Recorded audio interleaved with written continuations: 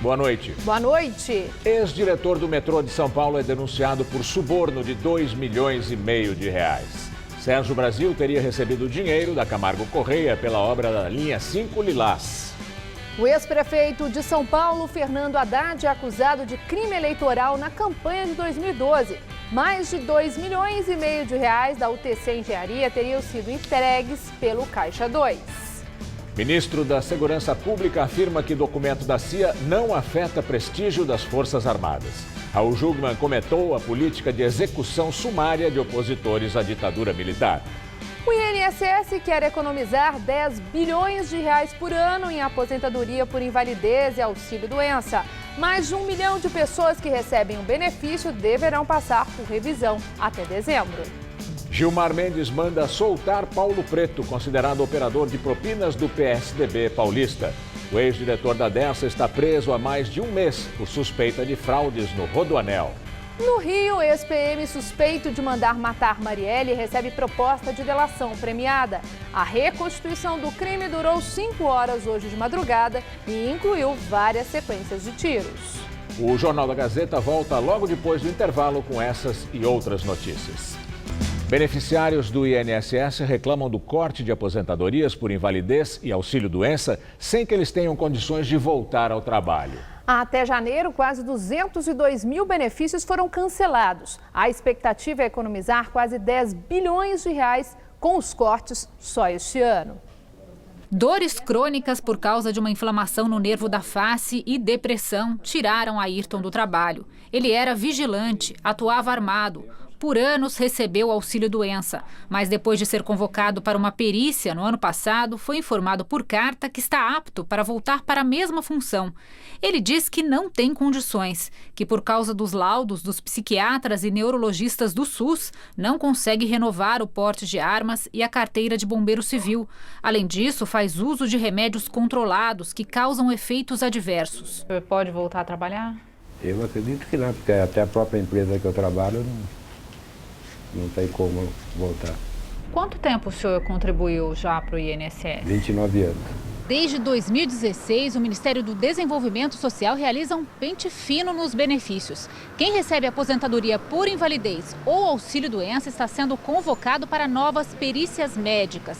Em 2018, 1.200.000 pessoas serão chamadas para as revisões. E a meta de economia com esse processo é alta, de quase R$10 bilhões, com o corte de pagamentos que forem considerados irregulares. Arlete também está muito preocupada com o futuro. Ela foi chamada para a revisão e informada que terá a aposentadoria por invalidez cancelada em 18 meses. Arlete é portadora da síndrome pós-pólio, que atinge 60% das pessoas que tiveram poliomielite na infância. Precisa de ajuda até para caminhar, sente dores pelo corpo e tem perda de força muscular que a faz cair com frequência. Acabou de passar por 3 cirurgias para corrigir deformações nos pés. Trabalho como? Se eu preciso de alguém para me trazer aqui. Eu estou tentando lutar para me poder ficar em pé. Eu pago o aluguel, eu tenho um filho pequeno. No ambulatório da Unifesp, onde Arlete faz tratamento, vários casos semelhantes começaram a aparecer. Eu precisei recorrer judicialmente para que o meu benefício tivesse sido retornado. A sensação é de insegurança. Você não sabe a quem recorrer e não sabe o que vai ser decidido a partir de então, porque você fica à deriva, né? Para esta especialista em direito previdenciário, as revisões são necessárias para pegar fraudadores, mas têm provocado muitas injustiças. Muitos deles são assistidos pelo Sistema Único de Saúde. A gente sabe que um exame ou uma consulta às vezes levará anos, né, para ser concluída. São poucos os segurados que conseguem, entre a convocação e o dia da perícia, levantar uma documentação recente que comprove que a incapacidade dele permanece. Segundo o Ministério do Desenvolvimento Social, o benefício de Arlete Alves da Silva vai ser reduzido a cada 6 meses e deixará de ser pago em outubro do ano que vem. Não foi informado o motivo do cancelamento. Ela pode recorrer.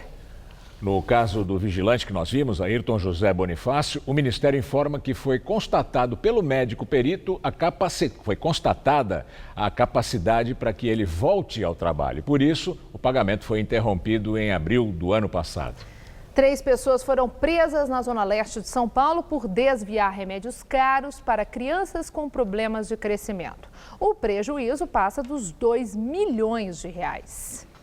A prisão foi feita pela Corregedoria Geral da Administração e a Polícia Civil, que já investigavam a quadrilha há 2 anos. As 3 pessoas foram presas na farmácia Maria Zélia, no Belenzinho. Elas moram em Cidade Tiradentes, na zona leste da capital, e eram chefiadas pelo comerciante Francisco Jailson Caldas de Almeida. Ele tem prisão preventiva decretada pela Justiça de Sorocaba desde fevereiro de 2016, por estelionato e receptação, mas é foragido. A apuração indicou que os acusados usavam documentos falsos para conseguir o medicamento, que era vendido como anabolizante. Foram mais de 22 mil prescrições, das quais a saúde já havia entregue quase 18.600 doses. O esquema ilegal de retirada da somatropina, hormônio do crescimento, também acontecia em Bauru, Campinas, Franco da Rocha, Marília, Mogi das Cruzes, São Paulo, Osasco, Santos e Taubaté. No Rio de Janeiro, a polícia prende 14 pessoas de uma quadrilha especializada em roubo de cargas. Segundo a polícia, os ataques ocorriam todos os dias, principalmente à noite, há pelo menos 6 meses no Rio e na Baixada Fluminense. Os alvos preferidos eram as cargas de produtos de revenda imediata, como carne, cigarros e cerveja. A operação de hoje contou com 110 policiais federais e teve o apoio das polícias Militar e Rodoviária Federal. Os presos serão indiciados por roubo, receptação e organização criminosa. O número de ocorrências de roubo de carga no estado cresceu 200% nos últimos 4 anos. Só em 2017 foram cerca de 10.600 casos, o equivalente a 1 a cada 50 minutos. O secretário de Segurança do Rio, general Richard Nunes, nomeado pelo Comitê de Intervenção Federal, fez duras críticas hoje ao vazamento de informações sobre a morte da vereadora Mariela Franco e do motorista dela, Anderson Gomes. O general discordou do ministro da Segurança Pública, Raul Jungmann, que ontem declarou que os assassinatos estão quase elucidados. Em entrevista à rádio CBN, o general disse que o vazamento do depoimento de uma testemunha para o jornal O Globo foi nefasto para as investigações, porque prejudicou o trabalho de inteligência da polícia na produção de provas para indiciar autores do crime. Esse vazamento foi nefasto, porque, de certa forma, nós trabalhávamos sim com esses dados aí para podermos, com inteligência, produzir provas necessárias para indiciar os autores desse crime. Então, quando surge um vazamento como esse, nós temos que reorientar nossa estratégia de investigação. Isso nos causa um retardo, isso nos aborrece e outra coisa. Isso, de certa forma, coloca a vida de pessoas em risco. Isso é o mais grave. O secretário também discordou do ministro da Segurança Pública, Raul Jungmann, que ontem declarou que o crime contra Marielle Franco e o motorista dela, Anderson Gomes, estava próximo da solução. Segundo o general, nenhuma hipótese sobre o crime está descartada ou elucidada e, portanto, não é possível estabelecer prazos para fechamento do caso pelas equipes de investigação da Polícia e do Exército. Agora à noite, o jornal O Globo publicou uma nova reportagem dizendo que o Ministério Público do Rio e a Polícia Civil negociam uma delação premiada do ex-policial militar Orlando Oliveira de Araújo, o Orlando do Curicica, preso sob acusação de chefiar uma milícia na Zona Oeste e apontado como um dos mandantes do crime. Ontem, policiais civis e militares e homens do Exército realizaram a reconstituição da morte da vereadora e do motorista dela, no centro do Rio.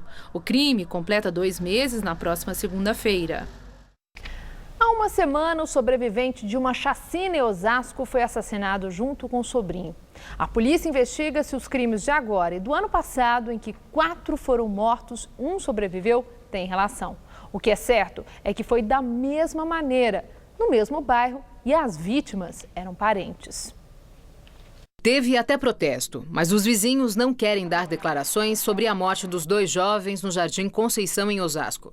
Jonathan Jacó Almeida Souza, conhecido como Dendê, tinha 18 anos e era tio da outra vítima, Vitor Henrique da Silva, de 13. Amigos dizem que os 2 eram tranquilos e estudavam.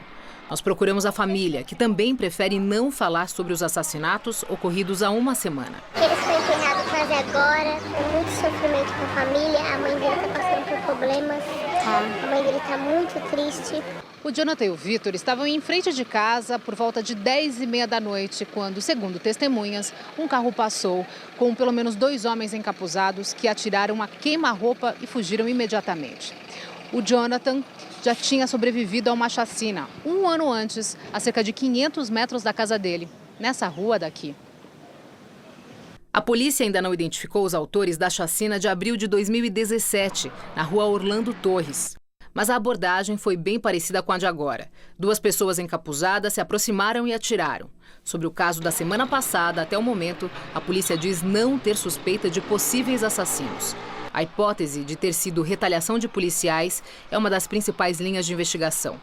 Uma discussão por causa de uma moto 3 dias antes, segundo testemunhas, em que jovens teriam jogado pedras nos policiais, também aparece como alvo da apuração.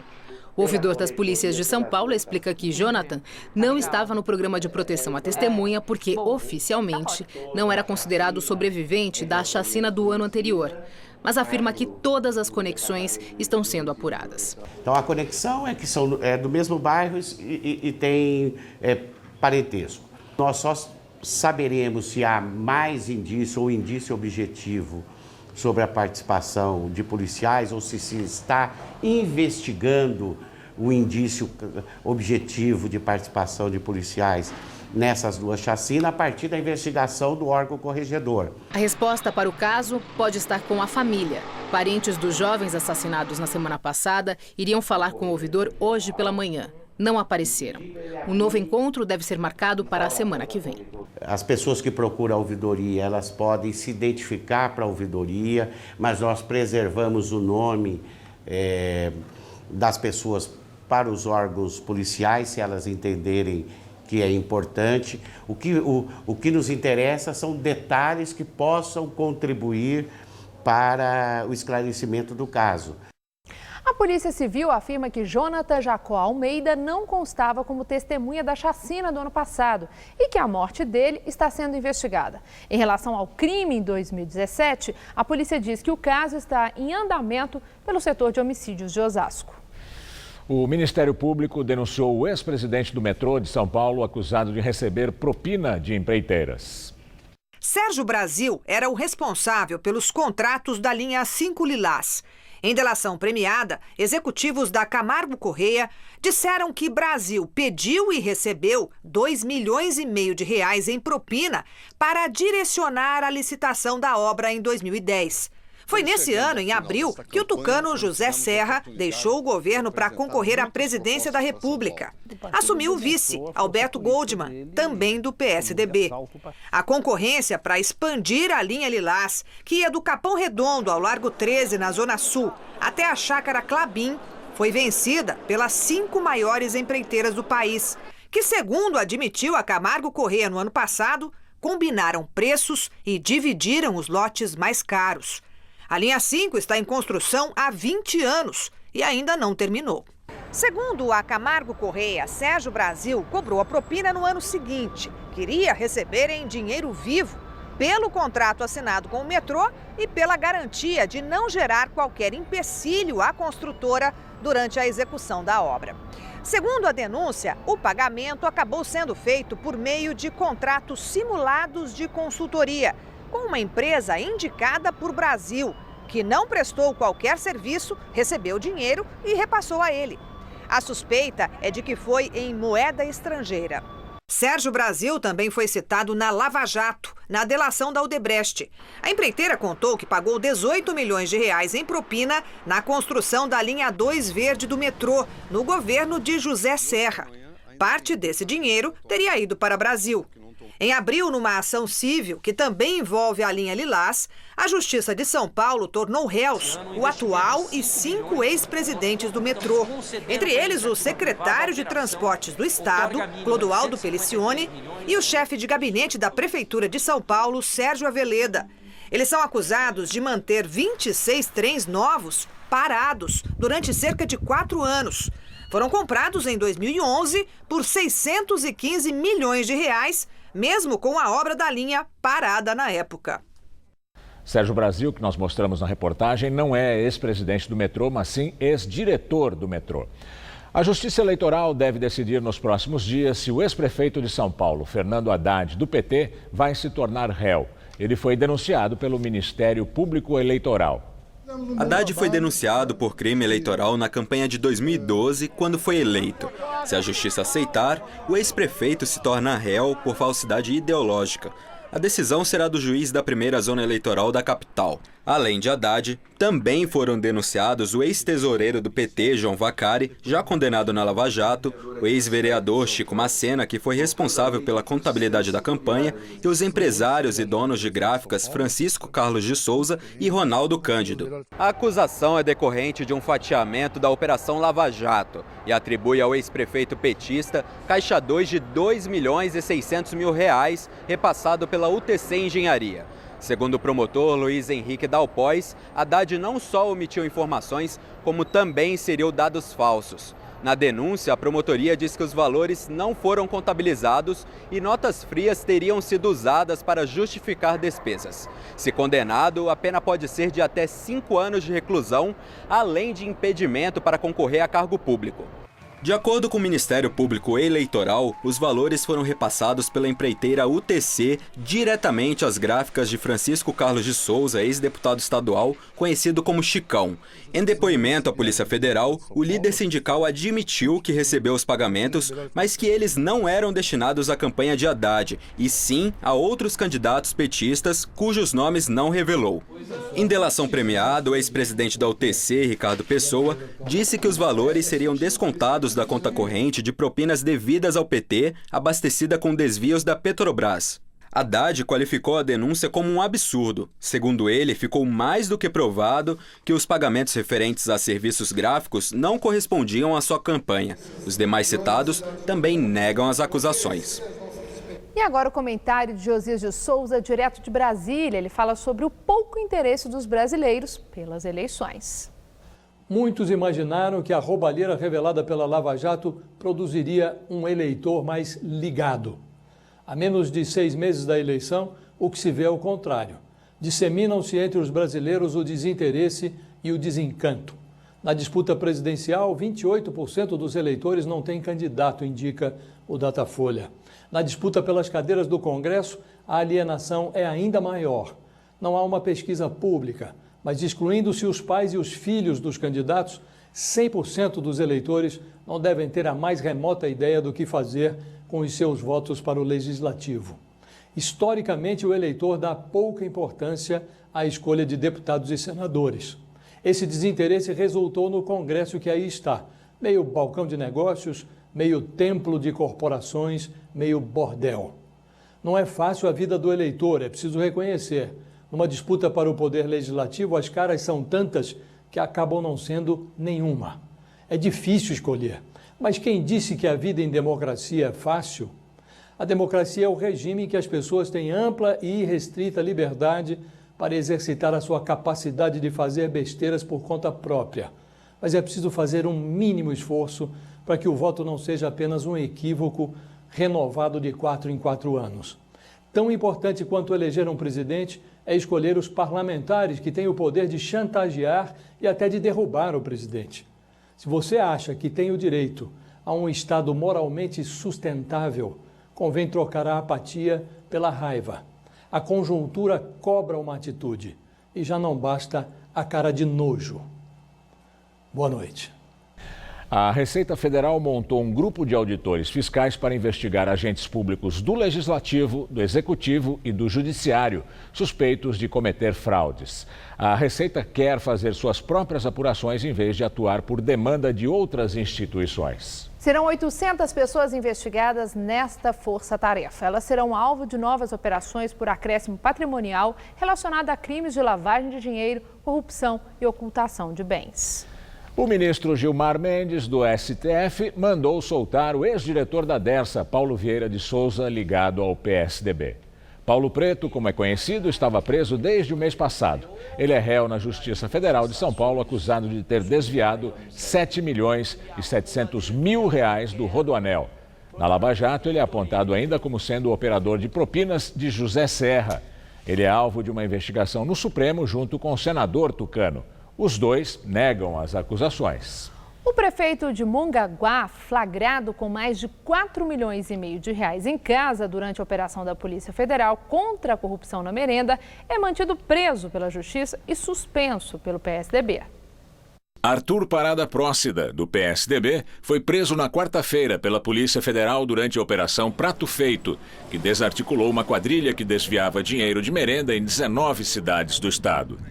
Na casa dele foram encontrados mais de 4,6 milhões reais e 216 mil dólares em dinheiro. Na audiência de custódia, a defesa de Arthur Parada alegou que os dólares são herança do pai do prefeito Tucano e que os reais, sobras de campanha, o que pode implicar o prefeito em crime eleitoral. De acordo com a prestação de contas feita ao TSE, Arthur Parada diz ter recebido apenas 38 mil reais de doação de campanha, mas gastou cerca de 83 mil reais em 2016. Valor muito distante da pequena fortuna encontrada na casa dele, no litoral de São Paulo. Por isso, o pedido de liberdade provisória do Tucano foi negado pela Justiça, que também afastou o vice dele, Márcio Cabeça, por tempo indeterminado. Por causa das irregularidades, o diretório estadual do PSDB informou que os dois tucanos tiveram a filiação suspensa temporariamente. O Corpo de Bombeiros confirmou que há 5 desaparecidos nos escombros do prédio que desabou no Largo do Paissandu. Hoje à tarde, a polícia divulgou o nome da segunda vítima já identificada. A vítima confirmada é Francisco Lemos Dantas, de 56 anos. Os restos mortais dele foram encontrados na quarta-feira. Além dele, já foi reconhecido também Ricardo Oliveira Galvão Pinheiro. As 5 pessoas desaparecidas. Hoje, os trabalhos de buscas entraram no 11º dia. À tarde, os bombeiros encontraram mais ossadas no local. Por volta de meio-dia, a cadela farejadora Hope, que tem auxiliado nas buscas, localizou os novos restos mortais nos escombros. E daqui a pouco, Maria Lídia Frândola entrevista a arquiteta urbanista Hermínia Maricato, professora da Faculdade de Arquitetura e Urbanismo da USP, sobre moradia popular. Há 12 anos, o amor uniu 2 mulheres. Graças à fertilização artificial, elas são mães de 2 crianças. A família agora se prepara para mais uma comemoração do Dia das Mães em dose dupla. É uma história que é cara de São Paulo.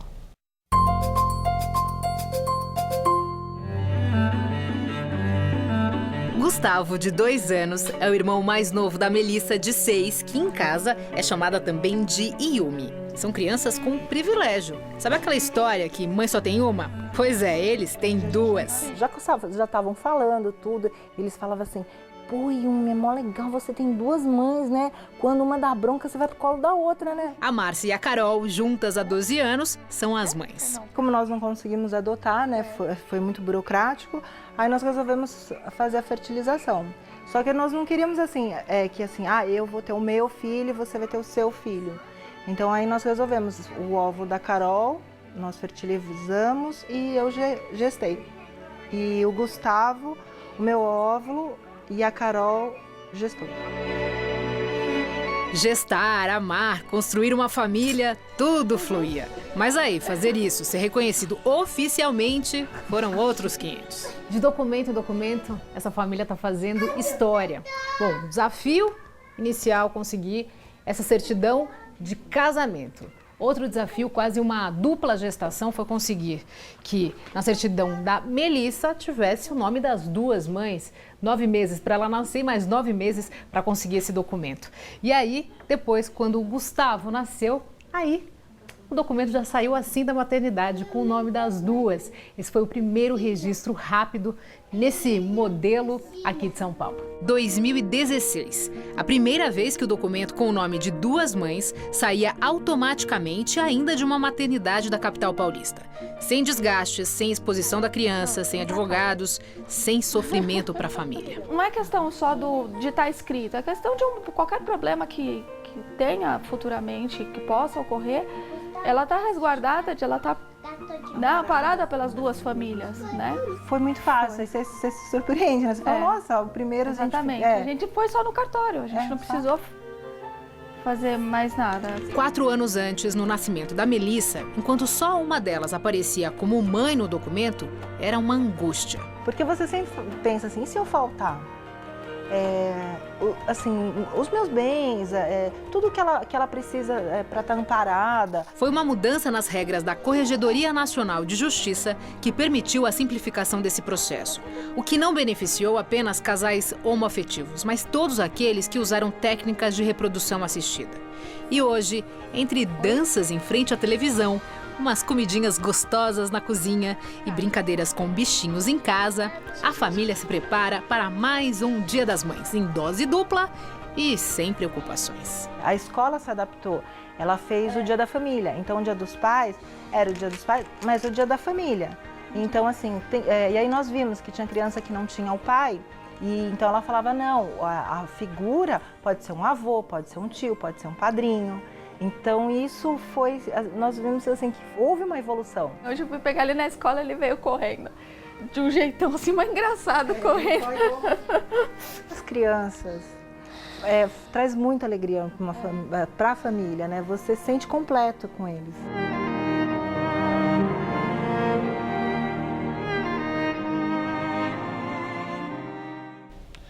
O presidente Michel Temer assinou hoje um decreto que beneficia mulheres trans, grávidas e indígenas que estejam presas. A partir de agora, elas, no indulto do Dia das Mães, elas estão incluídas. Mulheres que engravidaram, mas sofreram aborto espontâneo dentro da prisão também se beneficiam. Em São Paulo, o projeto de lei quer proibir fogos de artifício para proteger principalmente animais de estimação que sofrem com o barulho. Leis semelhantes já valem em algumas cidades do estado, como Campinas, Santos e Ubatuba. O projeto de lei aprovado em 2 votações pela Câmara dos Vereadores de São Paulo proíbe a fabricação, a comercialização ou a queima dos fogos de artifício ou qualquer artefato pirotécnico que emitam muito barulho. A norma vale tanto para os eventos públicos como privados. Segundo a proposta dos vereadores Reginaldo Trípoli, Abuane, ambos do PV, e Mário Covas Neto, do Podemos, a multa para quem desrespeitar a lei é de R$ 2.000. O projeto de lei ainda precisa ser sancionado pelo prefeito Bruno Covas, do PSDB, mas já ganhou a aprovação de muitas pessoas, principalmente dos donos dos cães. Muitos desses bichinhos aqui sofrem com o barulho alto dos fogos de artifício.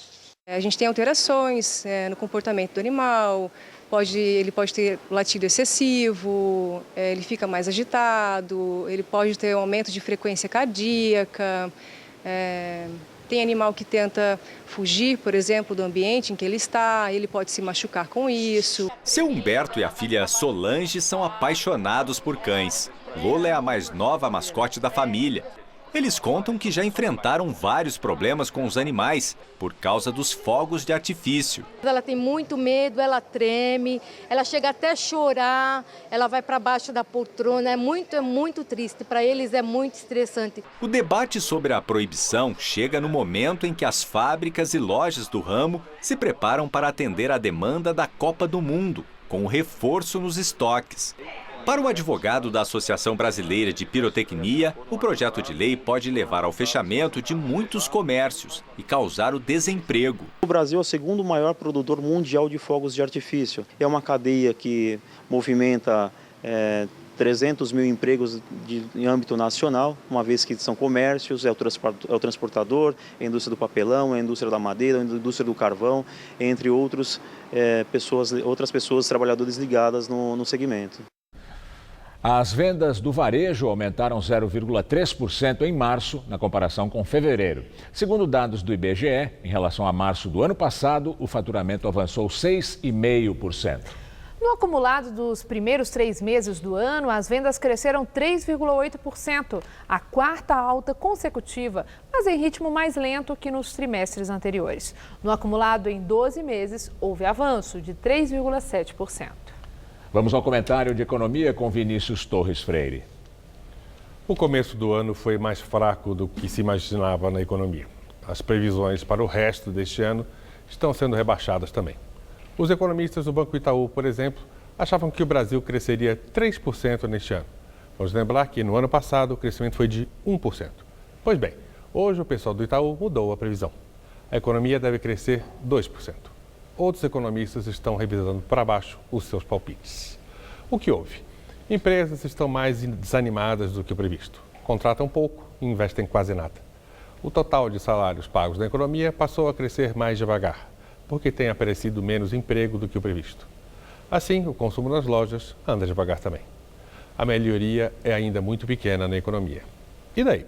Para começar, com essa perspectiva mais desanimada, o desemprego deve ficar quase na mesma até o final do ano, baixando muito pouco. Emprego bom, com carteira assinada, vai demorar a aparecer. O povo vai continuar mais no trabalho precário. Em segundo lugar, o crescimento ainda mais lerdo deve ter efeito político, claro, efeito eleitoral. Qualquer candidato que pareça defender o governo ou o seu programa vai ter ainda mais problema para conseguir voto. A economia lerda também deve aumentar a má fama das reformas, que são justa ou injustamente muito associadas ao governo de Michel Temer. Terceiro, uma economia que cresce menos, paga menos imposto. Com menos receita, o governo vai ter de arrochar mais os gastos ou arrumar outra solução. Esse é um problema especialmente grande para o próximo presidente, seja ele quem for. Governo novo causa expectativa maior, mas o próximo presidente vai começar o mandato com muito problema para resolver, com pouco espaço para gastar e muita reforma para fazer. Qualquer que seja a linha política, esquerda ou direita, o próximo presidente vai ter de fazer mudanças profundas, cada um a seu modo, para tirar o país de vez da crise. Mas com menos dinheiro no caixa e povo impaciente, vai ficar mais difícil. Boa noite. O dólar fechou hoje a R$ 3,60, o maior valor em quase 2 anos, alta de 1,52%. Só nessa semana, o dólar subiu 2,20%. A Justiça decretou a prisão preventiva do ex-vereador de Diadema, Manuel Eduardo Marinho, do PT, e do filho dele, Leandro, pela agressão contra um empresário em frente ao Instituto Lula no mês passado. Manuel Eduardo, conhecido como Maninho, e o filho dele estavam entre os agressores do empresário Carlos Alberto Bettoni, de 56 anos. Bettoni foi empurrado por apoiadores do ex-presidente Luiz Inácio Lula da Silva no dia 5 de abril, quando foi expedido o mandado de prisão contra o líder petista. O empresário bateu a cabeça em um veículo que passava pela rua e desmaiou. Ele sofreu traumatismo craniano, foi operado e ficou 22 dias internado. Na decisão, a juíza responsável diz que a prisão foi decretada para garantir a ordem pública e assegurar a aplicação da lei penal e considerando ainda a gravidade do crime, que inclusive é hediondo. A defesa dos acusados disse que vai recorrer. Israel já matou 53 palestinos na região de Gaza, desde que começaram os protestos há menos de 2 meses. Hoje, ao menos uma pessoa morreu e 170 foram feridas. Israel, criticado por grupos de direitos humanos por sua reação desequilibrada contra os protestos, disse hoje que os soldados defendem a divisa entre o território israelense, a faixa de Gaza, e disparam de acordo com as regras de combate. Os protestos, chamados de a Grande Marcha do Retorno, que pedem a devolução das terras palestinas tomadas na criação do Estado israelense, devem ter o ponto máximo em 15 de maio. A data, conhecida pelos palestinos como Nakba, ou catástrofe, marca o deslocamento de centenas de milhares de árabes no conflito iniciado com a criação de Israel em 1948. Os governos de Israel e do Irã voltaram a trocar ameaças depois dos bombardeios contra a Síria.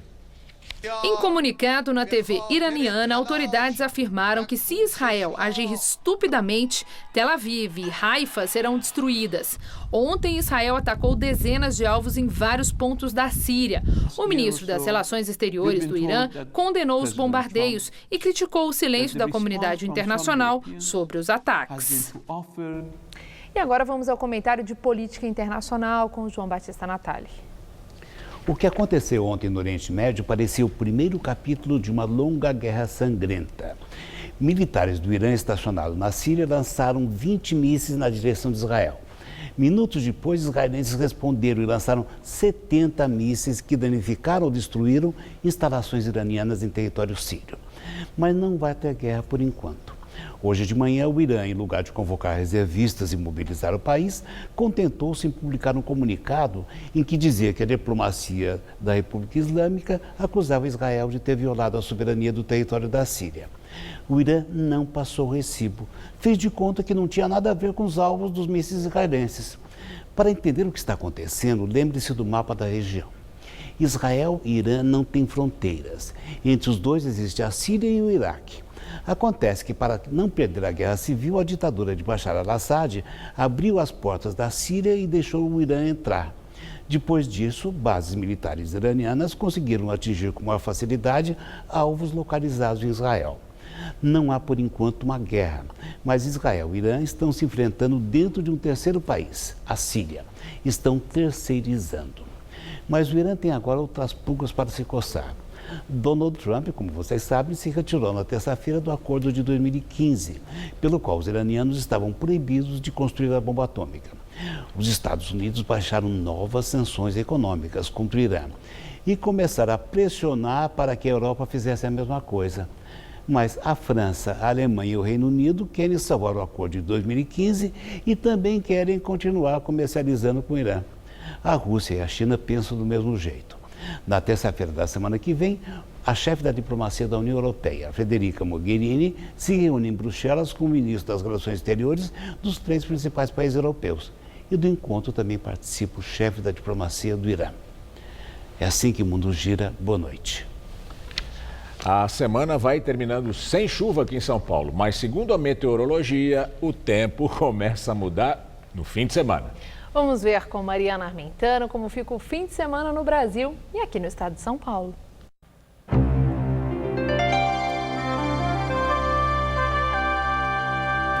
A temperatura cai no centro-sul do Brasil e volta a chover em parte do sudeste. Por causa do avanço da frente fria, a previsão amanhã é de chuva, até com forte intensidade, entre o centro-sul do Rio, sul de Minas, São Paulo, se estendendo até o oeste do Mato Grosso. Na região norte, o tempo continua instável por causa do calor e do ar abafado. E na maior parte do Nordeste, o sol predomina e chove só para refrescar. Só ali na costa pernambucana que o céu fica mais nublado e pode chover a qualquer hora. Nessas áreas em laranja mais escuro, sol e quase nenhuma nuvem no céu. Vamos ver aqui a nossa tabela de temperaturas?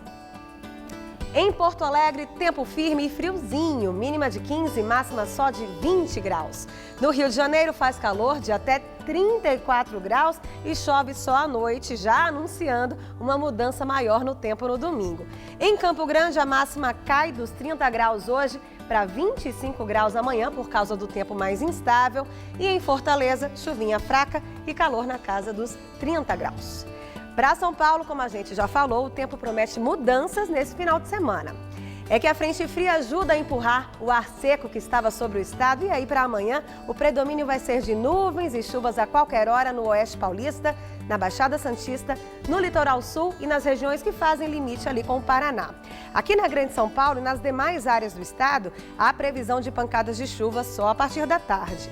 A máxima ainda bate nos 30 graus em Ribeirão Preto, em Araraquara e em São José do Rio Preto. Mais ao leste faz até 29 graus em São José dos Campos e 32 em Caraguatatuba, no litoral. Aqui na capital, o final de semana vai ser mais fresquinho, viu? Nessa madrugada, mínima de 18 e máxima amanhã à tarde de 26, com chuvas entre a tarde e a noite. Aí no domingo, Dia das Mães, não chove mais, mas ainda teremos muita nebulosidade e temperaturas entre 17 e 23 graus apenas. E na segunda-feira, a máxima sobe para 26 graus e o sol volta a predominar. Uma denúncia publicada hoje pela revista Isto É mostra que o chefe de gabinete do ex-governador do Paraná, Beto Richa, do PSDB, favoreceu, dentro do Palácio do Governo, a construtora Odebrecht, numa obra rodoviária. De acordo com a revista, o ex-chefe de gabinete do tucano Beto Richa, Deonilson Roldo, se encontrou com o executivo Pedro Rache, presidente da construtora Contern, do Grupo Bertin, dentro do Palácio do Iguaçu, sede do governo do Paraná. Na conversa, Roldo tentou convencer a construtora a desistir da licitação para duplicar a PR-323. Vocês têm planos de entrar na PPP aqui de 323? Uma proposta pronta. Mas a gente tem um compromisso nessa obra aí. Certo.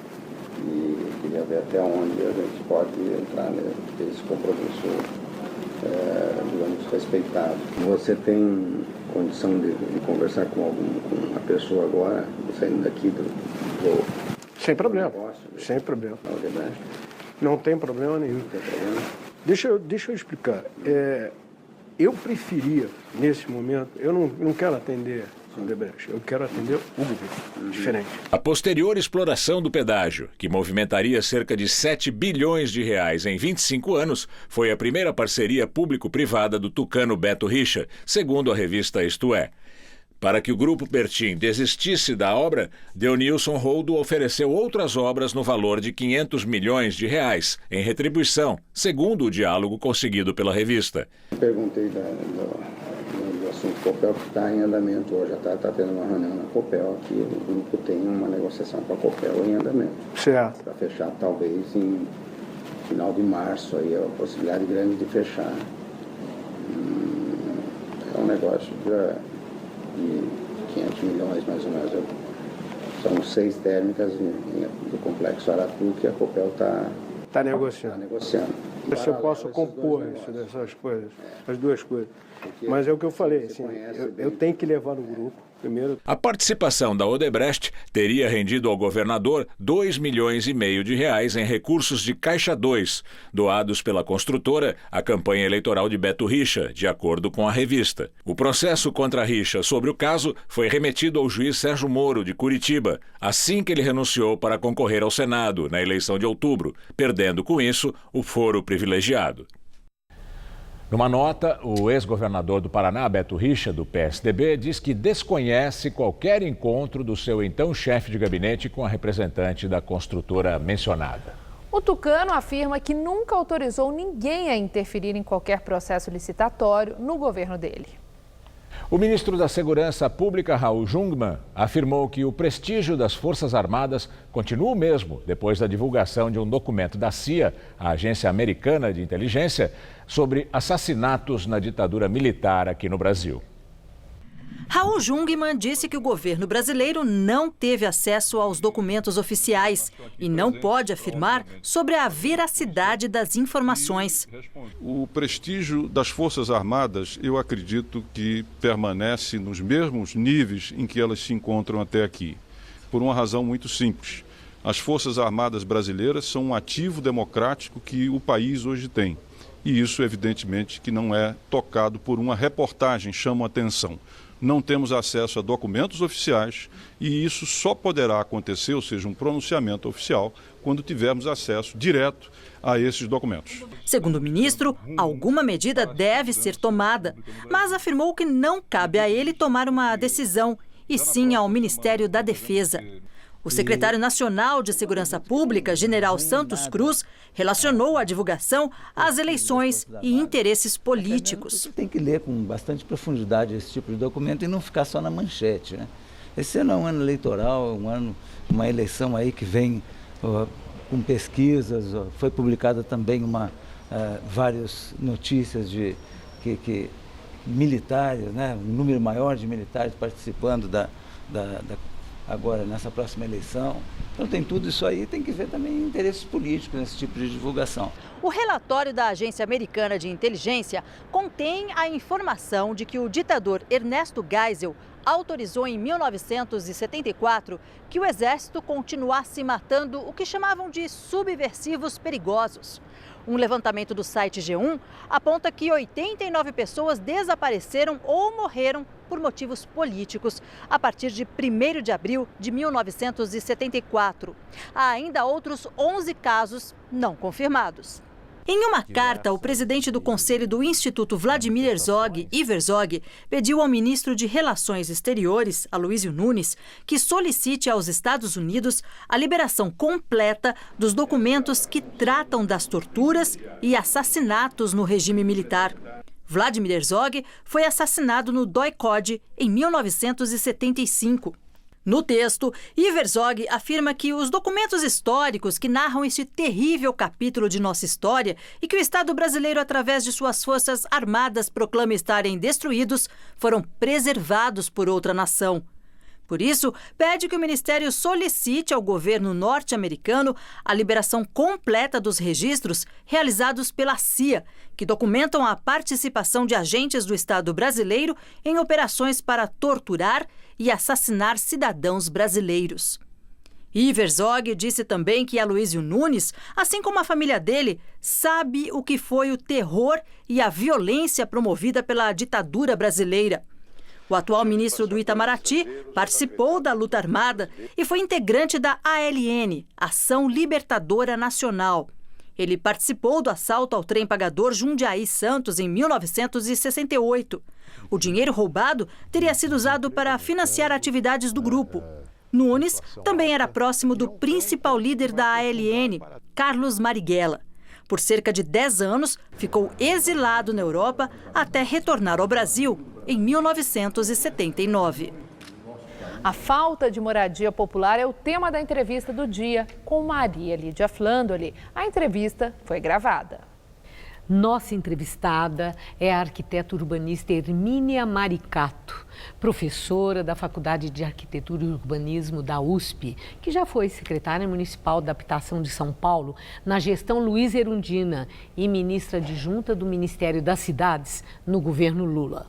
Muito obrigada por estar conosco, Hermínia. Eu é que agradeço. Bom, eu vi uma declaração sua em que disse que culpar as vítimas do desabamento daquele edifício Wilson Paes de Almeida é desfaçatez do poder público. Explique por que usou um termo tão forte.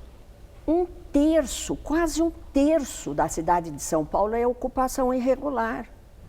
E eu vi a mídia encher a boca para dizer que aquilo era uma ocupação irregular. Então, por que as pessoas ocupam irregularmente? Será que elas são inimigas da lei? Será que tudo isso é uma atividade criminosa? Vamos ver por que nós temos 1 milhão de pessoas morando em área de proteção dos mananciais, que é água, poluindo a água que nós bebemos. E isso não comove ninguém. Porque para você morar, você vai recorrer ou ao mercado ou à política pública. Ninguém evapora depois da jornada de trabalho. E nem o mercado, e nem o Estado responde às necessidades de moradia de grande parte da nossa população. E por que não responde, Hermínia Maricato? É por falta de condição, impotência ou por indiferença? Olha, o problema, em primeiro lugar, é estrutural, não é? Nós temos, desde a libertação dos escravos, o Gilberto Freire coloca bem isso, não é? Uma força de trabalho que não ganha o suficiente para comprar a casa no mercado. Sim. Digamos que nem 50% da força de trabalho. Se você vai para um país como a Suíça, a Canadá, você tem sempre uma parte da população que precisa de subsídio. Aqui nós temos mais da metade da população. Mas por quê? Porque você tem um mercado altamente especulativo, porque é um mercado que faz um produto de luxo, que não chega nem na classe média, porque a gente tem uma concentração de propriedades, como agora foi aberto no GeoSampa, o cadastro da cidade de São Paulo. Na cidade de São Paulo, 1% dos proprietários detém 49% do valor dos imóveis. É quase 50% na mão de 1%. Então, é muita hipocrisia culpar a vítima.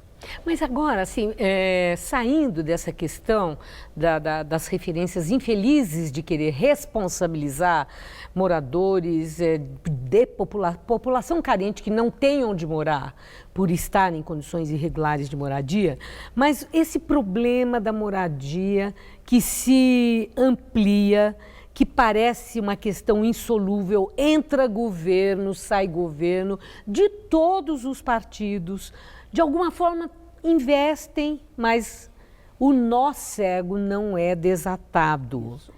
É uma questão impossível de ser resolvida? Não é. Eu acho que nós tivemos um ciclo virtuoso para resolver essa questão nas décadas de 80 e 90. Nós temos, olha, vamos pensar o seguinte, nós temos uma legislação que está do nosso lado, no papel, não a aplicação dela. No papel, quer dizer, não é falta ótima. De lei. Não é falta de lei. A nossa Constituição fala na função social da propriedade, que é tão importante quanto o direito de propriedade. Ela fala no direito à moradia. O Estatuto da Cidade é festejado no mundo inteiro, é uma lei avançadíssima. E os planos diretores falam também. Bom, a realidade, ela nega a lei.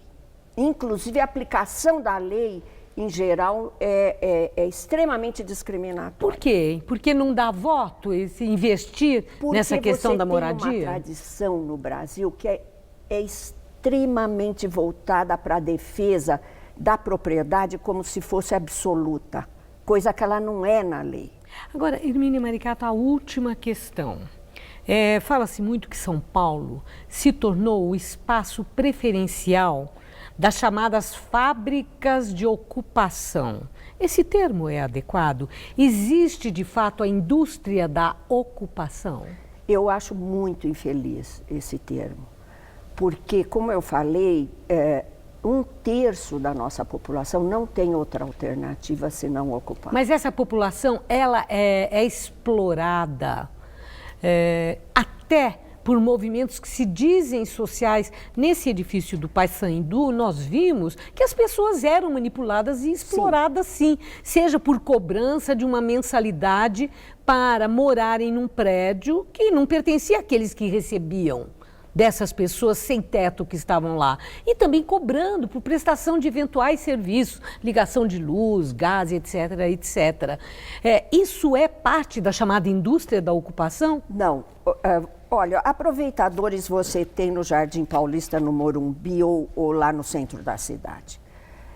Eu não quero deixar de falar uma coisa importante. Para encerrar. Os movimentos sociais que ocupam, os movimentos organizados, eles prestam um serviço à nossa sociedade. Você tem ocupações no centro da cidade que tem curso pré-vestibular da Uniafro gratuito. Você tem trabalho solidário.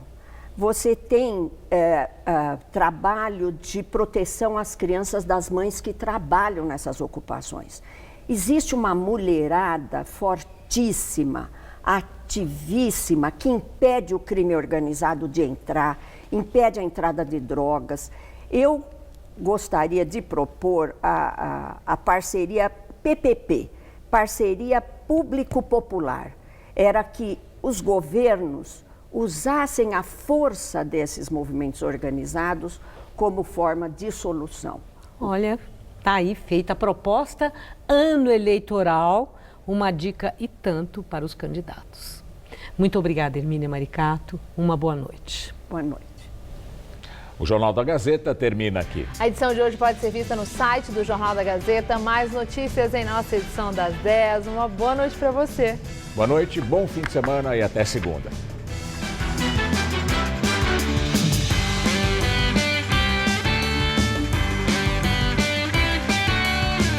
Aguinaldo Raiol e Ângela Maria soltam a voz no Todo Seu, hoje, 10h30 da noite.